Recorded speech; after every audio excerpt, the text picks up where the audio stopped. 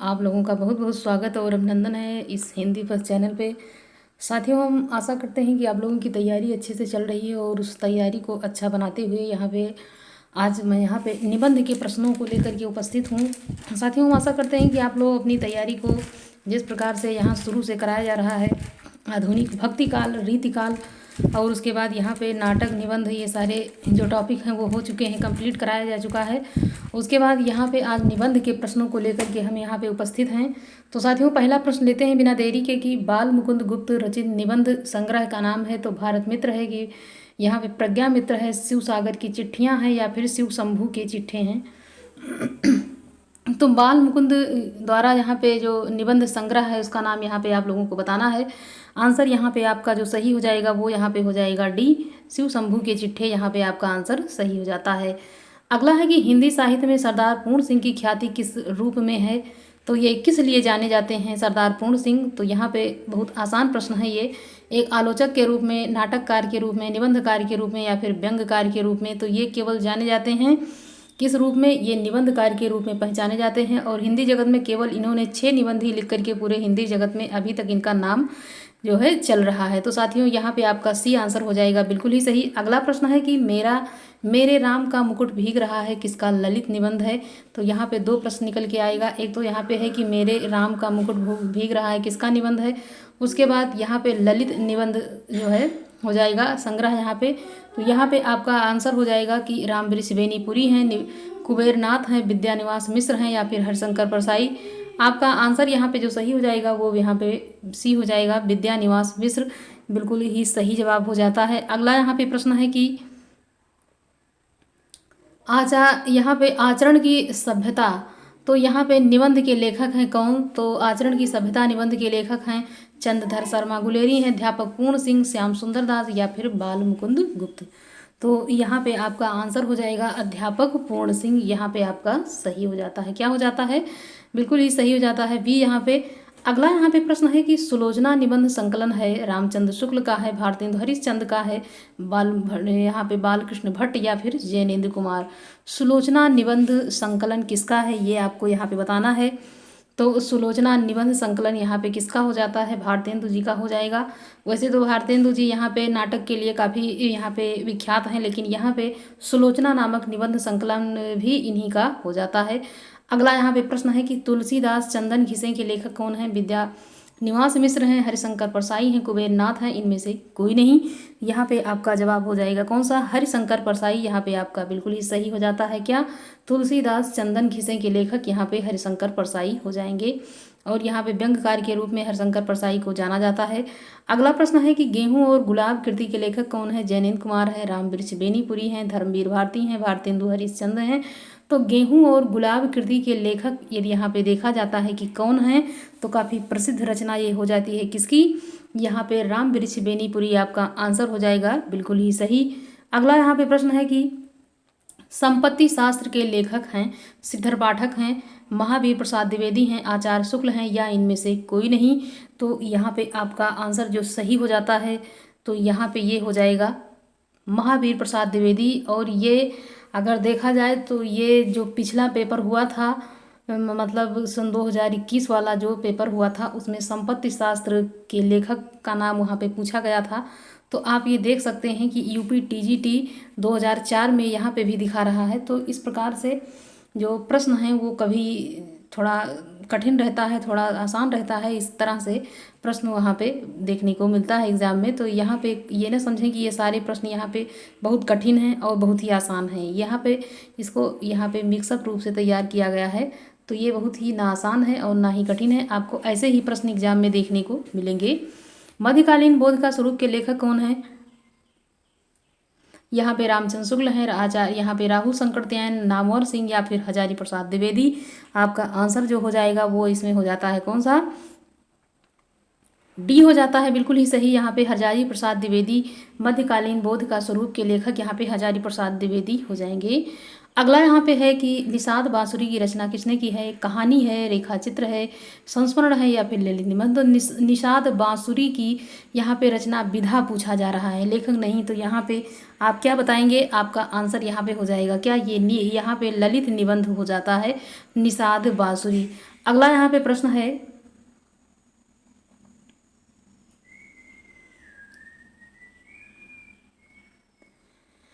राम वृक्ष बेनीपुरी द्वारा लिखित गेहूं बनाम गुलाब में गुलाब किसका प्रतीक है। ये प्रश्न कई बार आपको एग्जाम में देखने को मिल चुका है और हो सकता है कि आप इसे देख पाएंगे आगे भी। यहाँ पे सुगंध है, कला और संस्कृत है, राजतंत्र है या फिर गणतंत्र है, किसका प्रतीक यहाँ पे माना गया है। आंसर आपका यहाँ पे क्या हो जाता है, वी यहाँ पे हो जाएगा, बिल्कुल ही सही। तो यहाँ पे कला और संस्कृति का प्रतीक ये माना जाता है। अगला प्रश्न है यहाँ पे, निठल्ले की डायरी नामक हास्य व्यंग निबंध संग्रह के लेखक कौन है। श्रीलाल शुक्ल हैं, गोपाल प्रसाद व्यास हैं, रवीन्द्र त्यागी या फिर हरिशंकर परसाई। तो यहाँ पे आपका आंसर डी हो जाएगा और इसके जो लेखक हैं वो हरिशंकर परसाई हो जाएंगे। निठल्ले की डायरी निबंध संग्रह किसका है, तो यहाँ पे हरिशंकर परसाई आपका यहाँ पे सही जवाब हो जाता है। अगला यहाँ पे है, रसज्ञ रंजन किस सुप्रसिद्ध निबंधकार की रचना है, तो आचार्य शुक्ल की है, आचार्य हजारी प्रसाद द्विवेदी, बाबू गुलाब राय या फिर महावीर प्रसाद द्विवेदी। तो यहाँ पे आप क्या बताएंगे, इसका आंसर डी यहाँ पे हो जाएगा, बिल्कुल ही सही, आचार्य महावीर प्रसाद द्विवेदी हो जाता है। अगला है, अशोक के फूल निबंध रचित है, तो किसके द्वारा ये लिखा गया है। यहाँ पे महादेवी वर्मा द्वारा, डॉक्टर हजारी प्रसाद द्विवेदी द्वारा या फिर रामधारी सिंह दिनकर हैं या फिर यहाँ पे नागा अर्जुन के द्वारा ये यहाँ पे लिखा गया है। आंसर करेंगे आप लोग, यहाँ पे आपका सी हो जाएगा, बिल्कुल ही सही। सी नहीं, यहाँ पे बी हो जाता है, बिल्कुल ही सही। डॉक्टर हजारी प्रसाद द्विवेदी की रचना अशोक के फूल यहाँ पे हो जाएगा।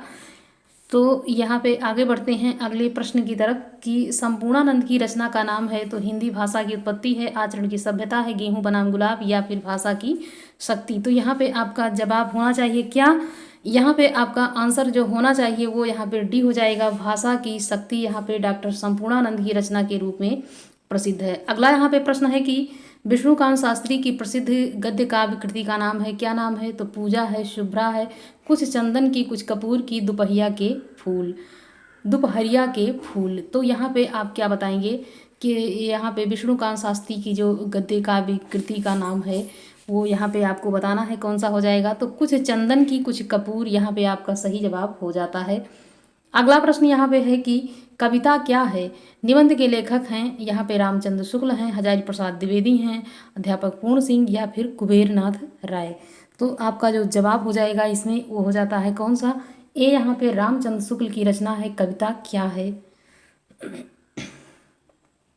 अगला यहाँ पे प्रश्न है कि आचार्य शुक्ल का निबंध संग्रह चिंतामणि सर्वप्रथम किस कहाँ से प्रकाशित हुआ, तो विचार कौतुम से, विचार मणि से, विचार वैन से, विचार वीथी, किस नाम से यह चिंतामणि सर्वप्रथम प्रकाशित हुआ था। तो आपको यहाँ पे बताना है वह नाम, तो यहाँ पे डी हो जाएगा, विचार वीथी के नाम से सर्वप्रथम यह प्रकाशित हुआ। अगला यहाँ पे प्रश्न है कि इसमें से कौन ललित निबंधकार नहीं है, तो यहाँ पे बताना है कि कौन ललित निबंधकार नहीं है। हजारी प्रसाद द्विवेदी हैं, रामचंद्र शुक्ल हैं, कुबेरनाथ राय या फिर विद्यानिवास मिश्र। तो इसमें से ये बताना है कि कौन नहीं है, यहाँ पे ललित निबंधकार के रूप में जो नहीं जाने जाते हैं उनका नाम आपको यहाँ पे बताना है। तो यहाँ पे शुक्ल जी का नाम, रामचंद्र शुक्ल, यहाँ पे ये ललित निबंधकार के रूप में नहीं है, जबकि हजारी प्रसाद द्विवेदी, कुबेरनाथ राय, विद्यानिवास मिश्र ये सारे उसी में ललित निबंधकार के रूप में जाने जाते हैं। अगला है कि बसंत आ गया पर कोई उत्कंठा नहीं है शीर्षक निबंध के लेखक कौन हैं, उनका नाम बताना है। बालकृष्ण गुप्त हैं, प्रताप नारायण मिश्र हैं, विद्यानिवास मिश्र हैं, इनमें से कोई नहीं। तो यहाँ पे आपका आंसर जो सही हो जाएगा सी हो जाता है, इसमें विद्यानिवास मिश्र। तो साथियों यहाँ पे हम बताना चाहेंगे कि जैसे बाल मुकुंद गुप्त हैं और उसके बाद यहाँ पे विद्यानिवास मिश्र हैं और यहाँ पे हजारी प्रसाद द्विवेदी हैं और महावीर प्रसाद द्विवेदी हैं, हरिशंकर परसाई हैं। तो इन लोगों के निबंध इतने प्रसिद्ध हैं कि वो हर हाल में किसी न किसी एग्ज़ाम में आप उनके प्रश्नों को, निबंध वाले प्रश्न को आप वहाँ पे देख पाएंगे। तो विद्यानिवास मिश्र को उनकी जितनी भी रचनाएं हैं निबंध की उनको अच्छे से पढ़ें ताकि कोई भी निबंध उनका ना छूटे, क्योंकि यहाँ से प्रश्न बन जाता है। तो यहाँ पर आपका आंसर सी हो जाएगा। अगला यहाँ पे प्रश्न है कि पत्रकारिता के स्तर से निबंध शैली को विकसित करने वाले प्रमुख लेखक हैं। माखनलाल चतुर्वेदी हैं, शिवपूजन सहाय हैं, राम वृक्ष बेनीपुरी या फिर गुलाब राय। तो यहाँ पत्रकारिता के स्तर से निबंध शैली को विकसित करने वाले यहाँ पे लेखक का नाम आपको बताना है। यहाँ पे सी आपका जवाब हो जाता है राम वृक्ष बेनीपुरी। क्या हो जाएगा, राम वृक्ष बेनीपुरी हो जाएंगे। ये निबंध शैली को विकसित करने वाले जो हैं उसके अंतर्गत ये आते हैं। प्रसाद पंत और मैथिली शरण शरण नामक निबंध संग्रह किसका है? काफ़ी प्रसिद्ध भी है ये। तो राम वृक्ष बेनीपुरी हैं, अज्ञेय हैं, दिनकर हैं या फिर मुक्ति बोध हैं। यहाँ पे आपका जो जवाब हो जाएगा वो इसमें हो जाता है दिनकर, प्रसाद पंत और मैथिली शरण, यहाँ पे उनका निबंध संग्रह हो जाता है। तो किसका? दिनकर जी का यहाँ पे हो जाएगा। अगला है विक्रमोर्वशीयम की मूल कथा नामक निबंध के लेखक कौन हैं? चंद्रधर शर्मा गुलेरी हैं, यहाँ पे रामचंद्र शुक्ल हैं, अज्ञेय हैं या इनमें से कोई नहीं। यहाँ पे आपका आंसर क्या होगा बताएंगे यहाँ पे आप लोग। ए हो जाता है इसमें चंद्रधर शर्मा गुलेरी। क्या हो जाएगा? चंद्रधर शर्मा गुलेरी। विक्रमोर्वशीयम की मूल कथा यहाँ पे हो जाएगा। अगला यहाँ पे प्रश्न लेते हैं कि शिकार संबंध रोचक निबंधों के रचनाकार कौन हैं? तो शिकार की बात अगर की जाती है तो यहाँ पे जो उससे जुड़ा हुआ जो निबंध है यहाँ पे काफ़ी प्रसिद्ध रहता है इनका। आपको यहाँ पे नाम बताना है। श्री राम वर्मा है, श्री राम शर्मा, श्रीकांत वर्मा। तो यहाँ पे आपका आंसर हो जाएगा वी इसमें श्री राम शर्मा। ये शिकार से संबंधित रोचक निबंधों के रचनाकार के रूप में जाने जाते हैं। निम्नलिखित में से कौन सी पुस्तक हजारी प्रसाद द्विवेदी ने नहीं लिखी है? शोक के फूल, कबीर, नया साहित्य, कुटज। तो यहाँ पे जो नहीं लिखी है वो आपका आंसर हो जाएगा सी। जैसे आपको जब पूरा निबंध अच्छे से याद रहता है, कोई भी कभी मतलब लेखक हो, तो जब आप वहाँ पे 4 ऑप्शन 5 वहाँ पे 4 ऑप्शन देखते हैं तो आपको देखते ही समझ में आ जाता है इसमें कौन सा है, और तुरंत आप वहाँ पे कॉन्फिडेंस के साथ लगा देते हैं। अगला यहाँ पे प्रश्न है कि नाखून क्यों पढ़ते हैं कि निबंधकार कौन हैं? गुलाब राय हैं, हजारी प्रसाद द्विवेदी हैं या फिर श्याम सुंदर दास हैं, यहाँ पे रामचंद्र शुक्ल हैं। कौन हो जाएंगे आप यहाँ पे बताएंगे, आंसर करेंगे आप लोग। तो यहाँ पे आपका आंसर हो जाता है बी हजारी प्रसाद द्विवेदी। नाखून क्यों पढ़ते हैं। अगला यहाँ पे प्रश्न है कि किस प्रकार के निबंधों में सामासिक शैली का यहाँ पे जो है प्रयोग देखने को मिलता है? भावात्मक हैं, विवरणात्मक हैं, वर्णनात्मक और विचारात्मक। किस प्रकार के निबंध है जिसमें सामासिक शैली का प्रयोग आप देख पाएंगे? तो आपको यहाँ पे बताना है कि कौन सा हो जाएगा। तो यहाँ आपका आंसर हो जाता है डी विचारात्मक। जो निबंध होता है उसमें आप सामासिक शैली का प्रयोग देख पाएंगे। अगला प्रश्न है यहाँ पे, निम्नलिखित में से विद्यानिवास मिश्र का कृति नहीं है तो तुम चंदन हम पानी, रस आखेटक, मेरे राम का मुकुट भीग रहा है, सिरस की याद आई। तो आप यहाँ पे बताएंगे कि कौन सा हो जाएगा। तो यहाँ पे बी आंसर आपका हो जाएगा, रस आखेटक यहाँ पे हो जाता है। अगला यहाँ पे प्रश्न है कि यदि प्रेम स्वप्न है तो श्रद्धा जागरण है। यह पंक्ति किस मतलब यहाँ पे किस काव्य से ली गई है? तो ये भाव विचार से है, निबंध से तो श्रद्धा भक्ति से, कविता क्या है, कहाँ से ये ली गई है पंक्ति? यदि प्रेम स्वप्न है तो श्रद्धा जागरण है, ये किस निबंध से पंक्ति यहाँ पे लिया गया है? तो आप यहाँ पे बताएंगे। तो यहाँ पे आपका आंसर हो जाएगा श्रद्धा भक्ति। यहाँ पे वी आंसर आपका सही हो जाएगा। अगला है कि मेघदूत काव्य का खड़ी बोली में अनुवाद किया है किसके द्वारा यहाँ पे किया गया? मेघदूत जो रचना है कालिदास की, उसका खड़ी बोली जो है मेघदूत काव्य का खड़ी बोली में अनुवाद यहाँ पे किया है सदल मिश्र ने, भारतेंदु हरिश्चंद्र ने, लल्लू लाल ने या फिर राजा लक्ष्मण सिंह ने। तो यहाँ पे आपका जवाब हो जाएगा कौन सा? डी यहाँ पे हो जाएगा बिल्कुल ही सही, राजा लक्ष्मण सिंह यहाँ पे आपका आंसर हो जाता है बिल्कुल ही सही। निबंध संग्रह शब्दिता के रचनाकार कौन है? विवेकी राय हैं, निर्मल वर्मा हैं, धर्मवीर भारती या फिर यहाँ पे पंडित विद्यानिवास मिश्र हो जाएंगे। यहाँ पे शब्दिता के निबंध संग्रह शब्दिता के रचनाकार यहाँ पे हो जाएंगे कौन? यहाँ पे धर्मवीर भारती आपका आंसर हो जाएगा। अगला है कि कौन सा निबंधकार भारतेंदु युग का नहीं है? तो बालकृष्ण भट्ट हैं, बालमुकुंद गुप्त हैं, प्रताप नारायण मिश्र या फिर श्रीनिवास दास। तो आप यहाँ पे बताएंगे कौन ये हैं जो निबंधकार जो भारतेंदु युग के नहीं हैं? तो यहाँ पे आपका आंसर हो जाएगा बाल मुकुंद गुप्त हैं। ये यहाँ पे भारतेंदु युग के नहीं हैं, ये यहाँ पे बालकृष्ण भट्ट जो हैं ये भारतेंदु युग के यहाँ पे माने जाते हैं। अगला है यात्रा वृत्तांत के लेखक एवं यायावर के रूप में जिनकी प्रसिद्धि है वे हैं कौन है? नागार्जुन है, राहुल शंकरत्यायन है, सेठ गोविंद दास या फिर महादेवी वर्मा। तो यात्रा वृत्तांत के रूप में ज़्यादातर रचनाएं जो लिखी हैं यहाँ पे किसके द्वारा? तो यहाँ पे आपका आंसर हो जाएगा वी, यहाँ पे राहुल शंकरत्यायन जी के द्वारा यहाँ पे लिखा गया है। अगला प्रश्न यहाँ पे है कि ज्ञान राज के संचित कोश का नाम साहित्य है। यह उक्ति किस साहित्यकार की है? हजारी प्रसाद द्विवेदी की, नंदुलारी वाजपेयी की, महावीर प्रसाद द्विवेदी की, मुक्ति बोध की। तो आप यहाँ पे बताएंगे कि ये किसकी पंक्ति है, मतलब किसकी उक्ति है?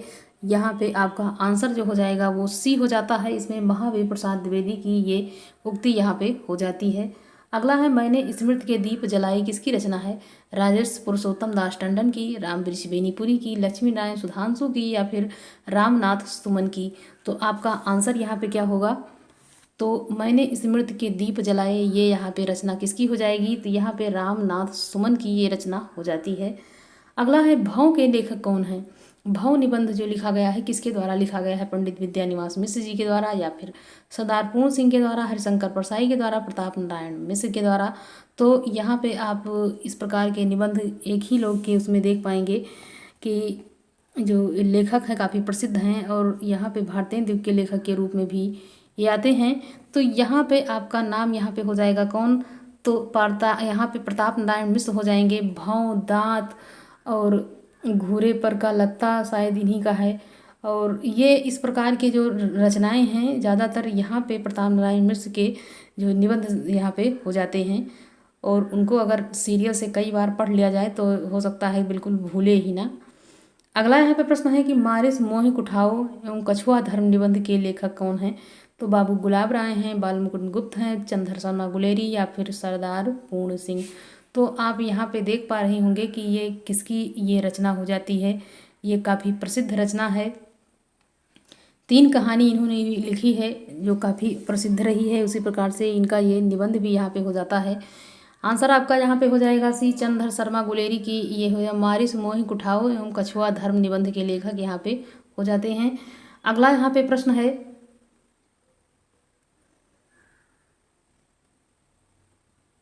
आलोक पर्व निबंध के रचनाकार कौन हैं? तो यहाँ पे विद्यानिवास मिश्र हैं, हजारी प्रसाद द्विवेदी हैं, प्रभाकर माचवे हैं, कुबेर नाथ राय हैं। आलोक पर्व यहाँ पे आप लोग बताएंगे किसकी रचना हो जाती है? यहाँ पे आपका आंसर यहाँ पे हो जाएगा क्या?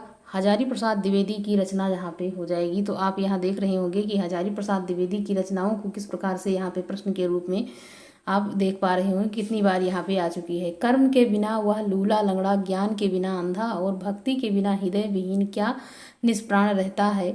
में यह किसके लिए प्रयुक्त हुआ है? धर्म के लिए, ब्रह्म के लिए, भक्ति के लिए या फिर श्रद्धा के लिए? किसके लिए ये उक्ति यहाँ पे प्रयोग की गई है? तो यहाँ पे आप बताएंगे ए यहाँ पे धर्म के लिए ये हो जाता है क्या कि कर्म के बिना वह लूला लंगड़ा, ज्ञान के बिना अंधा और भक्ति के बिना हृदय विहीन क्या निष्प्राण रहता है। तो ये उक्ति यहाँ पे प्रयुक्त की गई है किसके लिए? ये यहाँ पे धर्म के लिए हो जाती है। निबंध को गद्य की कसौटी किसने कहा है? बाबू श्याम सुंदर दास ने, महावीर प्रसाद द्विवेदी या फिर रामचंद्र शुक्ल या फिर यहाँ पे रामविलास शर्मा का यहाँ पे आपका जवाब हो जाएगा। क्या हो जाता है आप लोग यहाँ बताएंगे? तो इसमें हो जाएगा क्या? आंसर आपका सी हो जाएगा, रामचंद्र शुक्ल बिल्कुल ही सही हो जाता है। अगला है लाला श्रीनिवास दास के संयुक्ता स्वयंवर की सच्ची जो समालोचना किसने की है? तो रामचंद्र शुक्ल ने की है, भारतेंदु जी ने, बद्रीनारायण चौधरी या फिर बालकृष्ण भट्ट ने की है। तो यहाँ पे आपका आंसर हो जाएगा कौन सा? डी हो जाएगा, बालकृष्ण भट्ट ने यहाँ पे किया है। अगला यहाँ पे प्रश्न है प्रताप नारायण मिश्र के निबंधों की प्रधान विशेषता क्या है? सरलता है, इसमें क्लिष्टता है, इसमें गंभीरता है या फिर विनोद प्रियता है। तो उनके निबंधों में किसकी प्रधानता देखने को मिलती है? प्रताप नारायण मिश्र जी के। यहाँ पे आपका आंसर जो सही हो जाएगा, इसमें विनोद प्रियता ज़्यादातर देखने को मिलती है। अगला यहाँ पे प्रश्न है कि यदि गद्य कवियों की कसौटी है तो निबंध गद्य की कसौटी यह कथन किसका है? तो रामचंद्र शुक्ल का है, महावीर प्रसाद द्विवेदी का है, श्याम सुंदर दास का है या फिर वनमाली का है? किसका है ये कथन? आपको यहाँ पे आंसर करना है। यहाँ पे आपका आंसर ए हो जाएगा, रामचंद्र शुक्ल बिल्कुल ही सही जवाब हो जाता है।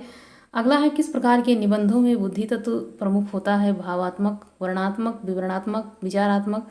तो बुद्धि तत्व की जो है प्रमुख होता है किस प्रकार के निबंध में? यहाँ पे आप लोग बताएंगे। डी हो जाता है बिल्कुल ही सही जवाब, विचरणात्मक यहाँ पे हो जाएगा। विचारात्मक जो निबंध है उसमें देखने को मिलता है। हिंदी निबंध का उत्कर्ष काल है, कौन सा काल यहाँ पे माना जाएगा? तो यहाँ पे भारतेंदु युग है, द्विवेदी युग है, शुक्ल युग या फिर शुक्लोत्तर युग है। जिसमें निबंधों की प्रधानता ज़्यादा रही हो उसी को उत्कर्ष काल यहाँ पे कहा जाता है निबंध के लिए। तो ये आपका आंसर हो जाएगा शुक्ल युग यहाँ पे। तो शुक्ल युग को यहाँ पे उत्कर्ष काल के रूप में, निबंध का उत्कर्ष काल किसी को कहा गया है तो वो शुक्ल युग यहाँ पे हो जाता है। अगला है कि इनमें से कौन सा निबंध आचार्य हजारी प्रसाद द्विवेदी का नहीं है। तो कल्पलता है, कुटज है, अशोक के फूल या फिर कल्प वृक्ष। तो यहाँ पे जो नहीं है वो आपको यहाँ पे आंसर करना है। आंसर यहाँ पे आपका हो जाएगा कल्प वृक्ष, ये इनकी रचना नहीं है। तो यहाँ पे कल्पलता, कुटज और अशोक के फूल सब हजारी प्रसाद द्विवेदी की रचना यहाँ पे हो जाती है।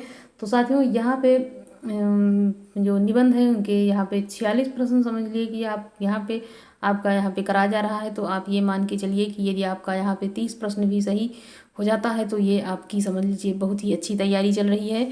तो साथियों ये अच्छा लग जाए जरा सा भी अगर लगता है कि ये परीक्षा की दृष्टि से काफ़ी महत्वपूर्ण है तो आप पढ़ने के बाद इसको या फिर बीच में ही लाइक करते हुए आप लोग आगे बढ़ें, ताकि आप लोगों का जो पेपर है वो अच्छे से जाए, बिना दक्षिणा के कुछ भी नहीं होने वाला है। तो साथियों यहाँ पे दक्षिणा क्या है, बहुत ही आसान है आप लोगों के लिए कि आप लोग लाइक ज़रूर करें। और साथियों धन्यवाद, मिलते हैं इसी निबंध वाले क्लास में अगले वीडियो में। तब तक के लिए आप लोग अपनी तैयारी को अच्छे से करिए और आगे बढ़ते रहिए। धन्यवाद।